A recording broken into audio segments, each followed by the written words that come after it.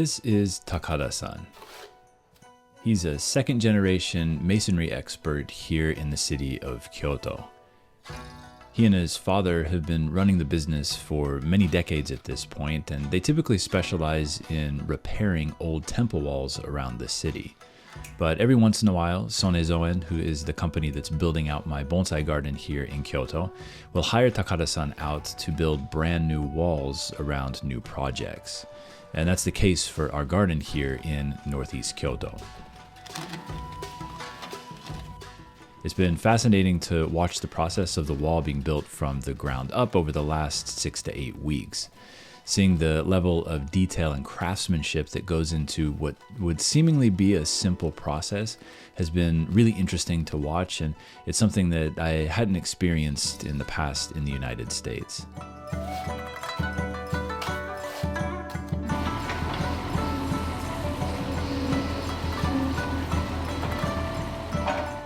The guys from Eisei-en have also been hard at work building out the bonsai nursery here.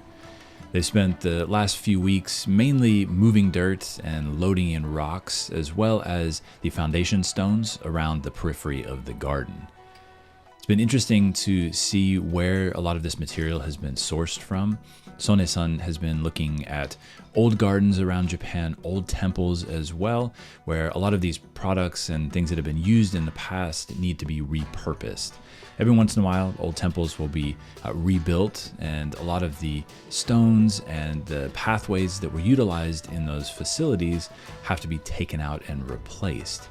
So some of those products end up coming up on the market, and you can use them, if you're lucky, in new garden builds.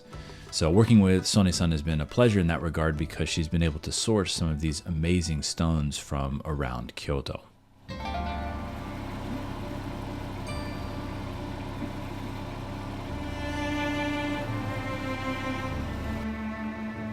It's also been very interesting to watch the shokunin-san, or the main craftsman from Sone-en, build out the garden and place the stones.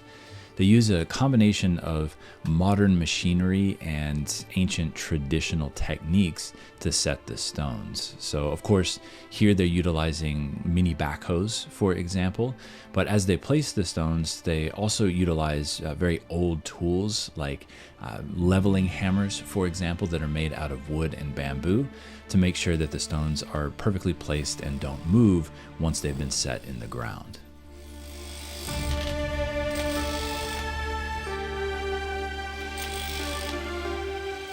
For the bonsai stands around the garden, we are utilizing very old mikage ishi, which are essentially giant pieces of hand-hewn granite. And again, these were sourced from various gardens and temples around Kyoto. So they've been cut to 2 different sizes. We'll have some stands that are around 70 to 80 centimeters tall, so about 2.5 to 3 feet tall, for example, and then some that are a little bit taller than that, up to about 1 meter 10 centimeters.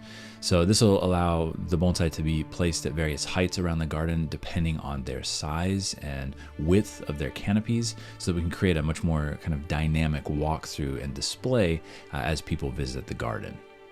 And of course, while the garden is being built out, I have moved a few of the bonsai up to Eisei-en Kyoto here. They're currently being kept on the deck under the cover as they transition into winter dormancy. And of course, once they go fully dormant and the garden is completed by the end of January of 2026, we'll be able to move all of these trees up onto the new pillars.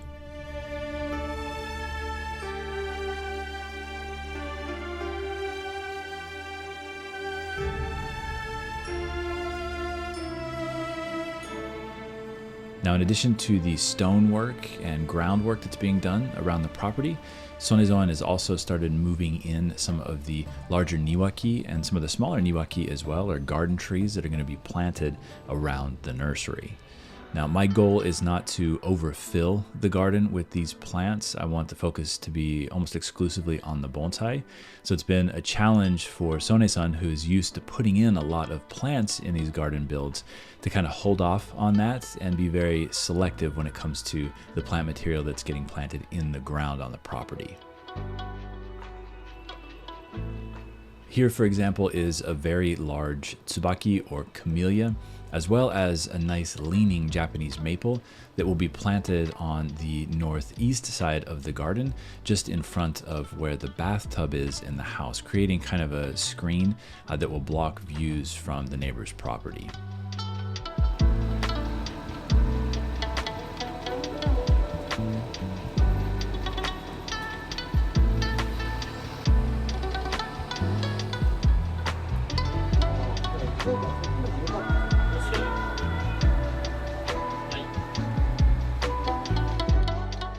It's also fascinating to see how the gardeners are able to use the backhoe to move dirt around very deliberately and with intention.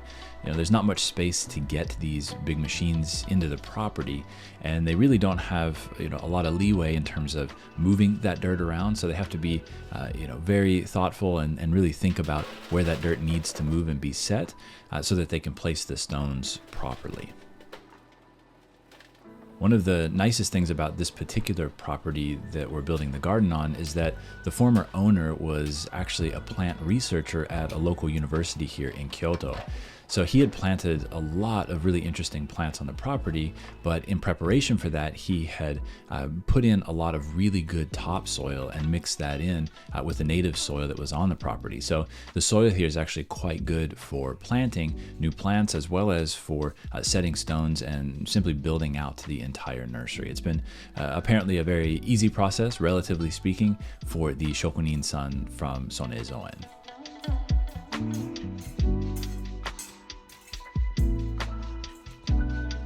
These stones here are what are known as fumi-ishi, so stepping stones, basically.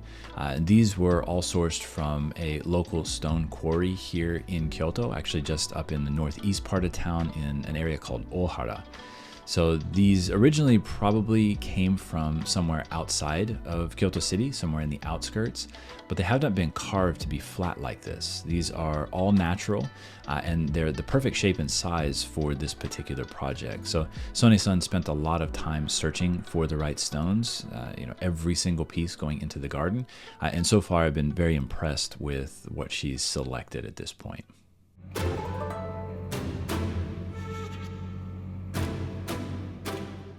This particular individual here is Takao-san. He is the head shokunin of Eisei-en, and it's his job mainly to maintain some of the bigger gardens around Kyoto, including Tofukuji, which is a huge temple complex on the southeast side of Kyoto. But here he is helping one of the younger garden builders set some of these fumi-ishi in a bed of sand and pack them in very well to make sure that, of course, they don't move or slide or rock once the garden has been built out.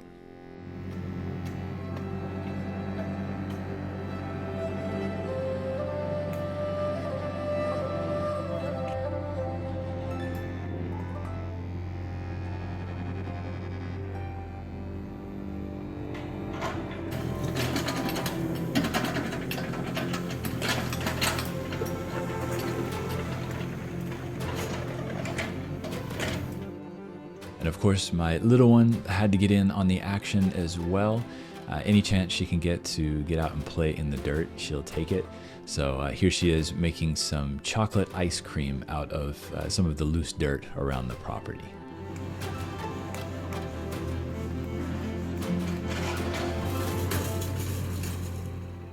One thing that has also really impressed me about the fellows from Eisei-en is just how hard they work and how gung-ho they seem to be about their jobs. They take a lot of pride in doing things quickly and efficiently, but also to a really high standard of quality. And this is something that, again, up until this point, I had not experienced, coming from the United States. Not to say that there aren't people who take pride in their work there, but, this particular company here takes that to a whole nother level. And I think a lot of that has to do with the management of Sonezoen from Sone-san herself. Being a third generation owner of this company, she takes pride in making sure that things are of high quality and that her employees are also well taken care of. And you can see that reflected in how they act as they're moving heavy stones and doing all of this heavy manual labor. They always have a smile on their face and they always seem happy to be here building this out. So it makes the whole process, even for me, really enjoyable to watch.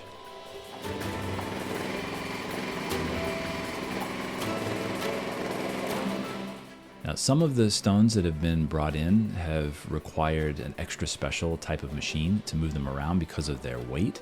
So this particular stone here is one that was sourced from Kibune, which is an area in the northern mountains of Kyoto. The stones from that area are notoriously dark in coloration, and they have a lot of really interesting texture to them. So I mentioned to Sone-san early in the process that I wanted really dark stones, and she took it upon herself to source these directly from Kibune. So I'm very excited about these being placed throughout the garden because the stones that she has selected also tend to have relatively flat tops to them so that we can use them for displaying bonsai on top of as well, which isn't really a common thing to do here in Japan, but I think it's going to be cool. She thought it was a cool idea, and she has sourced these amazing stones to make that happen.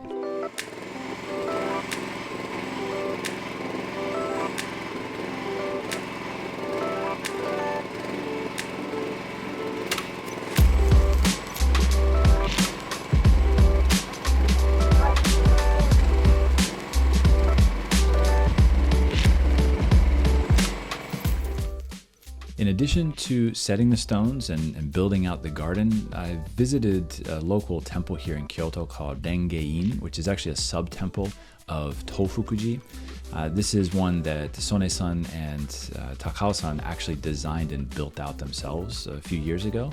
And the reason that we visited this temple was to look at some of the lighting around the garden, which is very specific in taste and has a feeling of being from the Taisho period, which is pre-World War II.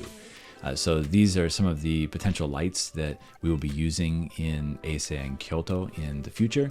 As they get towards the end of the garden build, they'll install some of these lights around the nursery. So we'll be able to light up the garden at night very similarly to what you see here at Eisei-en inside of Tofukuji Temple Complex.